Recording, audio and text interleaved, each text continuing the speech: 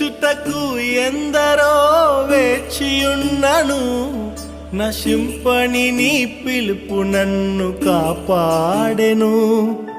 ద్రోహము నిందల మధ్యలో నే నడచినను, నీ నిర్మల హస్తము నన్ను భరించెను.